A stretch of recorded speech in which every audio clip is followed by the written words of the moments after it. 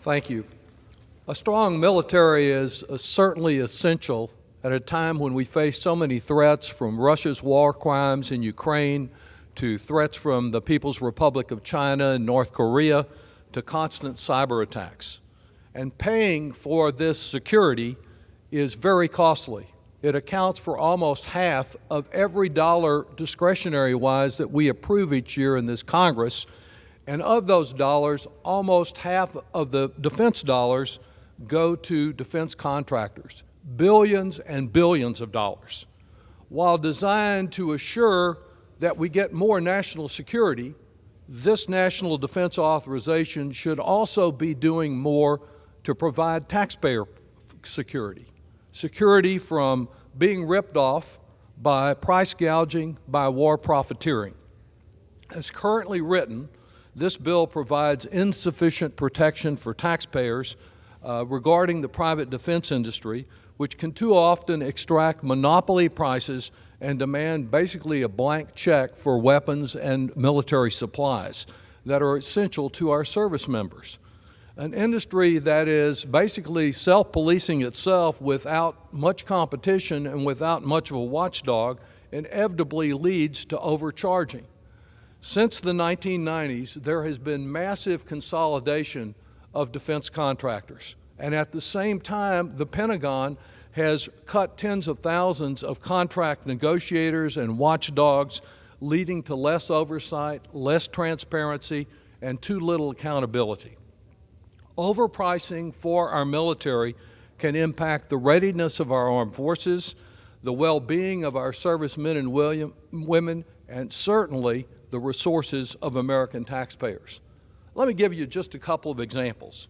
A woodruff key, that's a half-inch semicircular disc that is used to connect machine parts to rotating shafts. You can go out to Walmart or get online with Amazon, and you can buy one for about 10 cents a key. The Department of Defense recently bought some of these for $300 per key.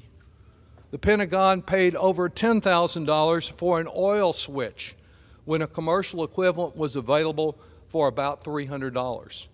It spent over $32,000 for an oil pump when one was commercially available for about $3,600. And these prices just keep soaring. From decades ago, the original price of a Stinger missile at $25,000, now up to over $400,000.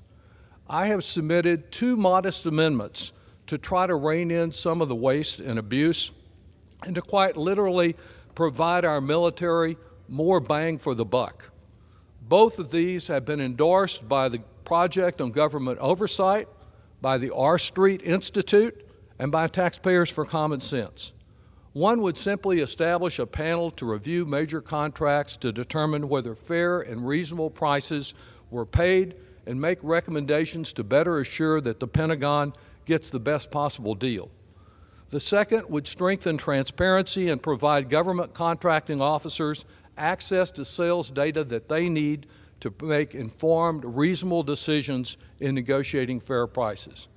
Both result from the excellent report that 60 Minutes did in May that highlighted price gouging by some of the giant corporations that just happen to be enjoying record profits. For Republicans who are always telling us we need to fight waste, fraud, and abuse, now's the time to do something about it in the biggest appropriation bill and authorization that we have before this Congress.